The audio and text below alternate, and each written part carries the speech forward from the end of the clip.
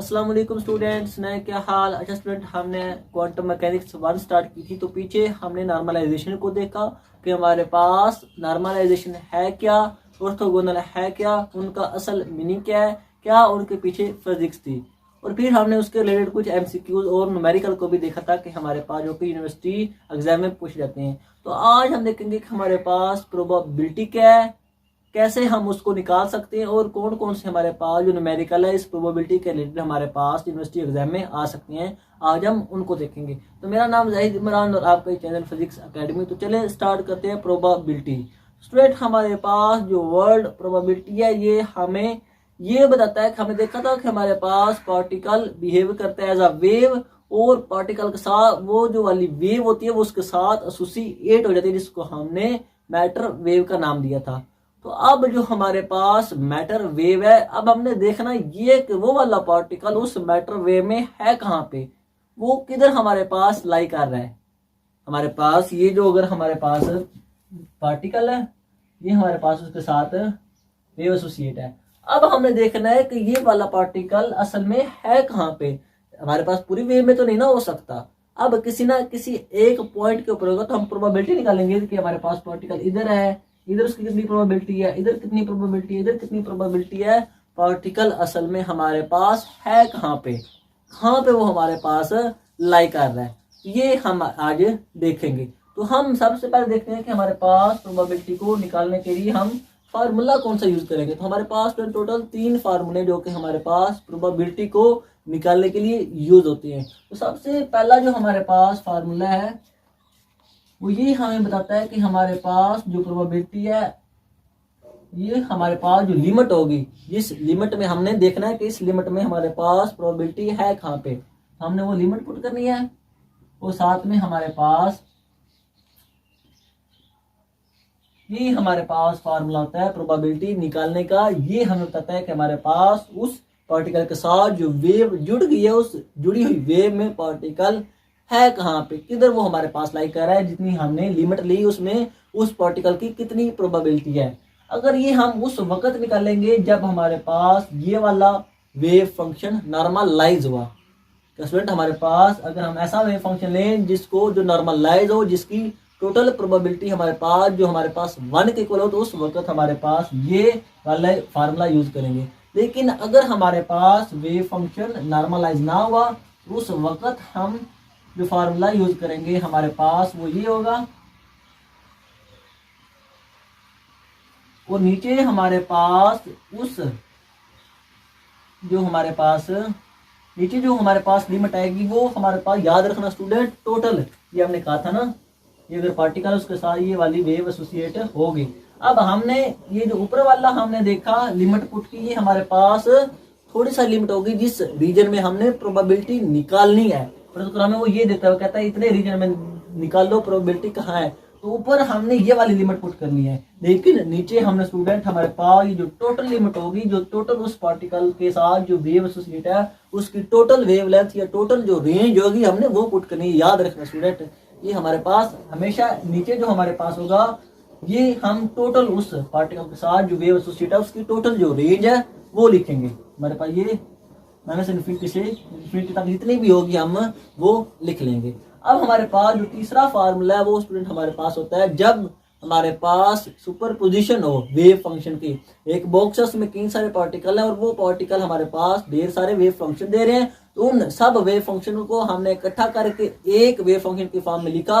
उस वक्त हमारे पास जो प्रोबेबिलिटी आएगी वो हमारे पास इस तरह की होगी कि हमारे पास हमने उस वेव फंक्शन को ऐसे लिख सकते हैं, इधर हमारे पास कांस्टेंट psi1 प्लस इधर कांस्टेंट psi2 ऐसे आगे आगे बढ़ता जाएगा। तो अब उस वक्त अगर हमने लिखना हो तो हम psi1 को साई की फॉर्म में लिखते हैं, और हमने ये कैटर ब्राग नोटेशन लिखा क्योंकि अब हमारे पास वेव फंक्शन, तीन सारे वेव फंक्शन का कॉम्बिनेशन है। ये हमने कैटर ब्रा वाले टॉपिक में डिटेल्स देखा था कि जब वेव फंक्शन मैट्रिक्स या कई सारी वेव फंक्शन का कॉम्बिनेशन हो तो उस वक्त हम कैट और ब्रा नोटेशन यूज करते हैं। अगर वेव की फॉर्म है तो वो हमारे पास जो इंटीग्रेशन वाला मेथड हम उसको यूज करते हैं। अब हमारे पास ये psi1 का इस साई के साथ इनर प्रोडक्ट और इसका स्केयर आप ऊपर आ जाएगा, और नीचे हमारे पास साई का, हमारे पास साई के साथ ही आ जाएगा इनर प्रोडक्ट। ये होता है प्रोबेबिलिटी का तीसरा फार्मूला। ये हमारे पास 3 इंपॉर्टेंट फार्मूले होते हैं जो कि हम प्रोबेबिलिटी के लिए यूज करते हैं कि पार्टिकल के साथ जो वेव एसोसिएट है असल में वो है कहाँ पे। तो हम जो देखेंगे हमारे पास प्रोपोजिशन वाला, जब हम देखेंगे टॉपिक हम कई सारे वेव फंक्शन को इकट्ठा करेंगे, उनको जोड़ेंगे और देन रिजल्ट देखेंगे। ये हम उस वक्त यूज करेंगे। आज हम इन हमारे पास ये 2 फार्मूले हैं, इनके रिलेटेड ही हम न्यूमेरिकल को सोल्व करेंगे। सबसे पहले हमारे पास जो न्यूमेरिकल आता है स्टूडेंट, हमारे पास सबसे पहला न्यूमेरिकल है वो कहता है कि एक वेव फंक्शन है। ये हमारे पास वो कहता है कि हमारे पास एक वेव फंक्शन है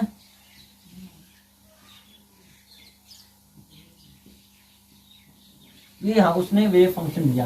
अब वो कहता है कि हमारे पास ये हमारे पास वेव फंक्शन नॉर्मलाइज है, साथ में उसने ये भी कह दिया, इतनी इंफॉर्मेशन उसने दी दी। और कहता है कि बताओ हमारे पास उस पार्टिकल के साथ ये जो वेव फंक्शन जुड़ा है इसकी प्रोबेबिलिटी पार्टिकल की कितनी होगी। हमारे पास उसने ये हमें रीजन भी दे दिया A0 से इन्फिनिटी तक। जब हमारे पास पार्टिकल जिसका जो वेव एसोसिएट है उस रीजन में A0 से इन्फिनिटी तक, बताओ कि हमारे पास पार्टिकल कहाँ पे लाई कर रहा है, उस वेव के अंदर। और ये हमारे पास नॉर्मलाइज है। जब हमें पता है कि प्रोबेबिलिटी निकालने के लिए वेव फंक्शन नॉर्मलाइज हो, सिर्फ हम एक ही देखते, नीचे वाला तो 1 होगा, टोटल प्रोबेबिलिटी 1 होती है। नॉर्मलाइज हमारे पास जब वेव फंक्शन हो तो उसकी हमारे पास जो इनर प्रोडक्ट होता है वो 1 के इक्वल होता है। नीचे वाला वैसे कैंसिल, तो हम सिर्फ ये फार्मूला यूज करेंगे ऊपर वाला कि जब हमारे पास जो पहला फार्मूला था, जब हमारे पास वेव फंक्शन नॉर्मलाइज हो तो हम ये हम लिख लेते हैं कि हमारे पास साई स्टार आ गया। ये हमारे पास ये वाला जो फार्मूला था, इनिशियल से फाइनल जितनी हमें लिमिट दी गई और साई स्टार और साई हमारे पास, ये हमारे पास होता है फार्मूला प्रोबेबिलिटी का। तो साई स्टार जब हमने निकाला तो वो ये हमारे पास सेम आ जाएगा, क्योंकि हमारे पास आयोटा की वैल्यू तो है कोई नहीं। तो अब जब आयोटा करें तो हमारे पास साई स्टार भी इसी तरह का ही होगा। और जब हमने साई की वैल्यू पुट की तो वो भी बिल्कुल इसी तरह की होगी, 2/a under root e minus x over a, और साथ में हमारे पास dx आ जाएगा। तो अब हमारे पास ये वाला फार्मूला बन गया, ये वाली हमारे पास प्रोबेबिलिटी बन गई। अब हमने इसको कैलकुलेट करना है। स्टूडेंट हमारे पास ये 2/a रूट हमारे पास सिंपली आ जाएगा 2/a, ऐसे आ जाएगा। और ये हमारे पास बन जाएगा e की पावर है, ये हमारे पास बेस सेम हो तो पावर ऐड हो जाती है। तो हमारे पास e और e हमारे पास सेम है तो पावर क्या बनेगी, -x/a minus 2x/a। Base same power student हमारे पास ऐड होगी। ये हमारे पास -2x/a आ गया और साथ में हमारे पास ये 2/a बाहर आ गया। और ये हमारे पास इंटीग्रेशन है A0 से इन्फिनिटी तक आ गया, इधर हमारे पास आ गया dx। अब हमने निकालनी है इस e माइनस 2x/a की इंटीग्रेशन। तो हमें पता कि हमारे पास जो एक्सपोनेंशियल था स्टूडेंट उसकी इंटीग्रेशन बिल्कुल हम एक दफा उस वेव फंक्शन कैसे लिख लेते हैं, वो जो हमारे पास ये x के साथ था उसको हम नीचे लिख लेते हैं। जब हमने इसको लिखा तो स्टूडेंट हमारे पास इसकी एक दफा ऐसी आ गई x/a, ये हमने लिमिट पुट कर ली, कितनी है हमारे पास A0 से इन्फिनिटी तक है। और नीचे हमारे पास क्या रहता है जो x के साथ हो, हमारे पास -2/a आ गया। और ये हमारे पास ऐसे 2/a साथ में चल रहा है। ये हमारे पास a से गया 2 से स्टूडेंट हमारे पास गया, ये हमारे पास माइनस इसके साथ आ जाएगा। जब हमने देखा कि हमारे पास अब हमने पुट करनी है लिमिट को, जब हमने ऊपर वाली लिमिट पुट की तो जब हमारे पास जो x की जगह इन्फिनिटी रखा तो ये सारा इन्फिनिटी आ गया। e माइनस इन्फिनिटी हमारे पास होता है, e माइनस इन्फिनिटी हो गया 1/e इन्फिनिटी। और हमारे पास ये जो 1e इन्फिनिटी होता है ये हमारे पास किसके इक्वल होता है, 0 के। हमारे पास ये वाला जो टोटल हो जाएगा ये 0 के इक्वल हो जाएगा। तो पीछे हम ये वाली लिमिट अब पुट करेंगे। जब हमने ये वाली लिमिट पुट की, x की जगह क्या रखा A0, जब अपर पुट की तो हमारे पास आ गया 0। जब हमने लोअर पुट की तो हमारे पास माइनस आएगा, अपर माइनस लोअर। जब हमने ये माइनस पुट किया तो स्टूडेंट हमारे पास जब हमने x की जगह ये रखा तो ये हमारे पास कट जाएंगे। पीछे हमारे पास बचेगा एक ये वाला माइनस है जो हमारे पास ऐसे ये चल रहा था, ये भी इधर आ जाएगा, ये इधर आ गया ये वाला। और साथ में हमने अपर माइनस लोअर लिमिट वाला माइनस लगाया। और हमने जब x की जगह a रखा तो a से गया, पीछे बच गया e माइनस 2। तो हमारे पास ये माइनस माइनस प्लस हो गए। तो फाइनली हमारे पास प्रोबेबिलिटी कितनी आ गई, 1/e का स्क्वायर। तो ये हमारे पास उस पार्टिकल की प्रोबेबिलिटी है जो वेव इस वेव फंक्शन में मौजूद है। ये उस पार्टिकल की प्रोबेबिलिटी है कि ये वाला पार्टिकल उस वेव फंक्शन में जितने हमने रीजन ली, जितनी हमने लिमिट ली ए नॉट से इन्फिनिटी तक उधर मौजूद है। ये होती है प्रोबेबिलिटी और इस तरह के हमारे पास न्यूमेरिकल आते हैं। अब हम देखते हैं दूसरा न्यूमेरिकल इंपॉर्टेंट, उसमें आपको फील आ जाएगा कि प्रोबेबिलिटी का असल मीनिंग है क्या। अब हम देखते हैं हमारे पास दूसरा न्यूमेरिकल है।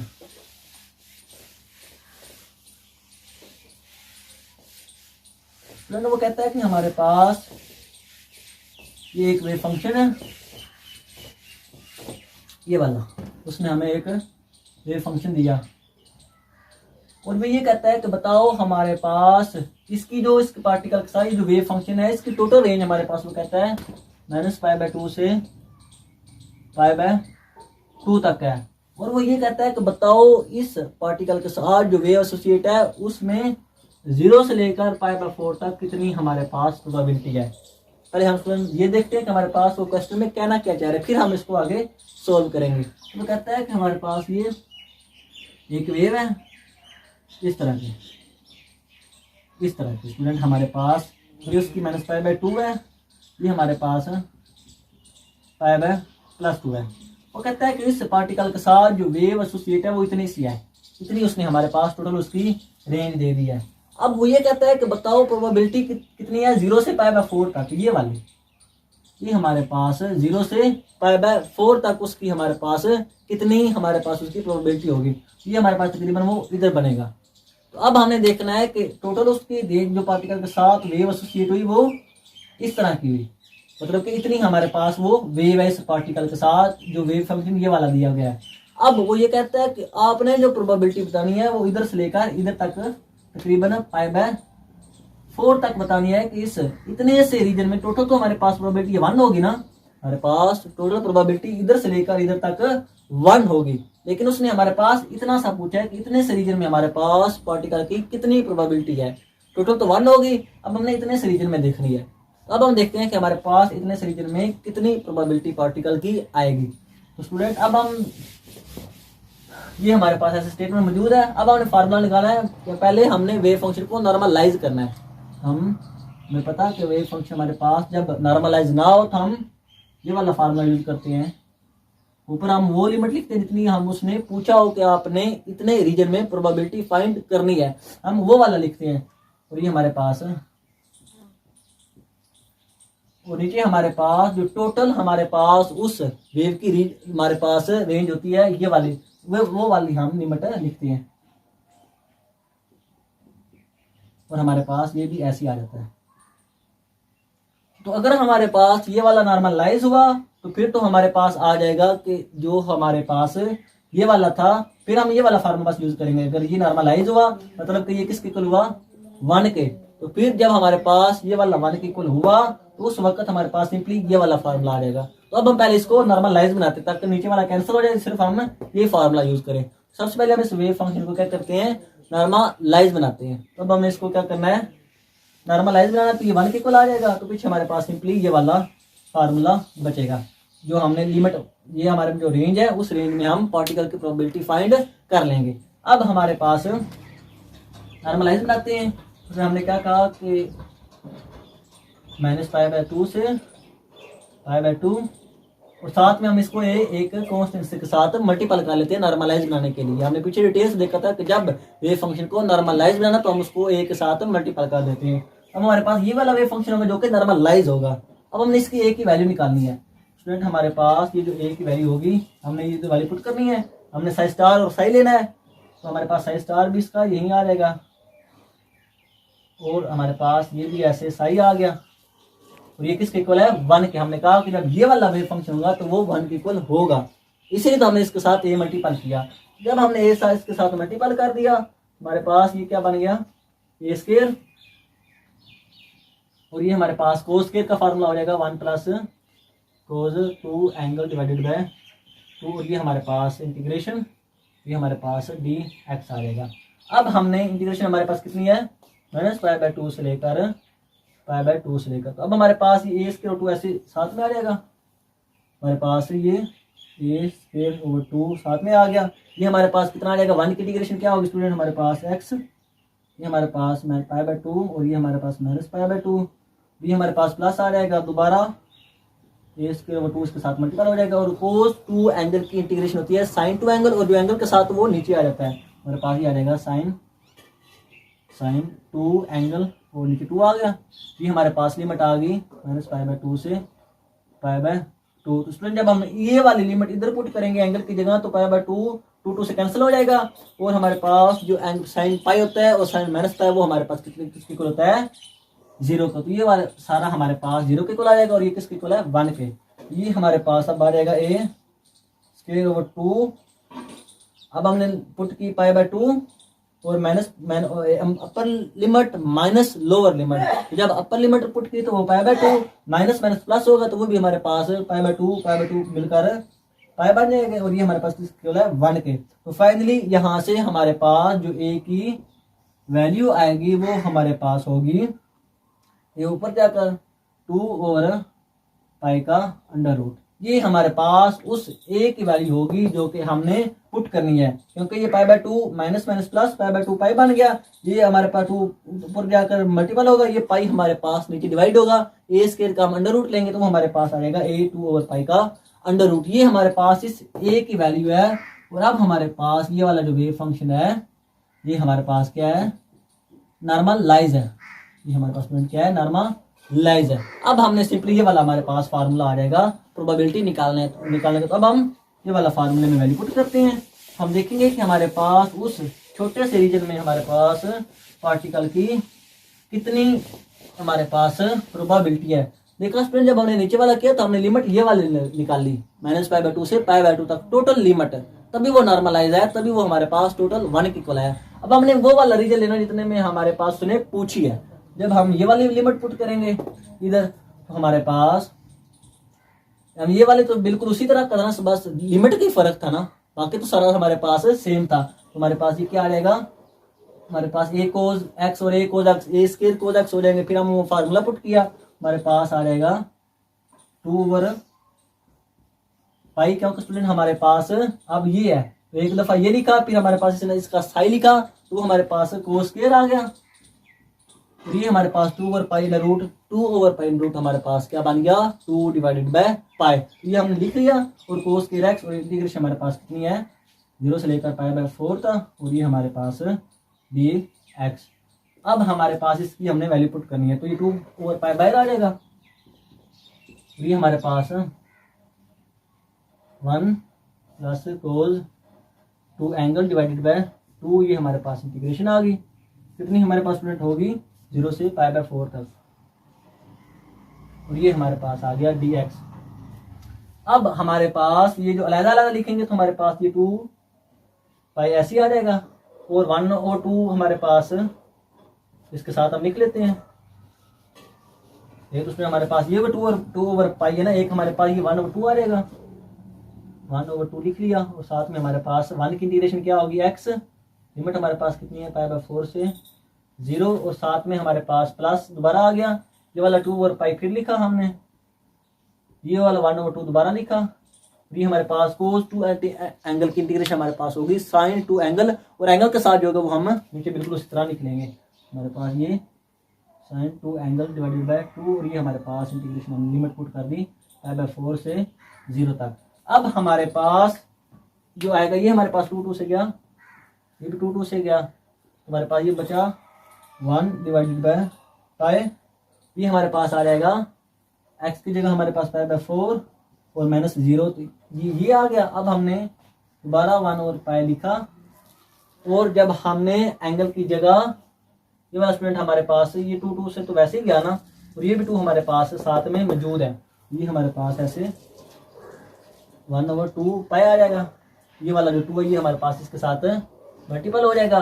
तो हमारे पास जब हमने एंगल की जगह क्या पुट किया, π/4, एंगल की जगह क्या पुट किया, π/4, तो हमारे पास वो क्या बन गया, 2 π/4। तो 2 हमारे पास 4 से कट जाएगा, तो पीछे बचेगा हमारे पास sin π/2, हमारे पास ये sin π/2, और जब हमने 0 पुट किया तो वो वाला सारा 0 हो जाएगा। ये हमारे पास फाइनली उस पार्टिकल की प्रोबेबिलिटी आ गई। तो ये हमारे पास पाई से गया, तो पीछे बचा हमारे पास 1 ओवर 4, ये हमारे पास प्लस ये हमारे पास सारा किसके इक्वल होता है, sin पाई बाय 2 1 के इक्वल होता है, ये 90 होता है, ये हमारे पास आ गई 1/2 पाई। तो जब हमने स्टूडेंट इसको सोल्व किया तो हमारे पास जो प्रोबेबिलिटी आई वो हमारे पास 0.4 और मतलब के 40% प्रोबेबिलिटी आई। क्या मतलब कि हमारे पास वो जो पार्टिकल के साथ ये रेंज थी पार्टिकल उसकी वेव की, ये वाली इधर माइनस पाई बाय 2 और इधर हमारे पास पाई बाय 2। तो जब हमने निकाली उस पार्टिकल के साथ जो वेव एसोसिएट है उसकी प्रोबेबिलिटी कितने रीजन में, 0 से लेकर पाई बाय 4 तक, तो वो हमारे पास कितनी आई 40%। स्टूडेंट टोटल प्रोबेबिलिटी 1 है, 100 होगी वो इतने सारे में हमने वो निकाली भी थी, वो 1 के इक्वल रखा भी था। वो वाली हमारे पास जब हमने ये वाली लिमिट ली थी तो वो हमारे पास 1 आई थी, लेकिन जब हमने ये वाला लिया कि हमारे पास इतने से रीजन में कितनी है तो वो हमारे पास 40% थी। ये होती है हमारे पास प्रोबेबिलिटी और इसका असल मीनिंग कि हमारे पास पार्टिकल की प्रोबेबिलिटी देखते हैं कि पार्टिकल उस वे में जितनी उसने हमें लिमिट दी हो उस लिमिट में पार्टिकल के होने की कितनी प्रोबेबिलिटी है। तो होप आपके सारे कंसेप्ट क्लियर हो गए। आज के लिए इतना, इंशाल्लाह मिलेंगे अगली वीडियो में। ओके, अल्लाह हाफिज।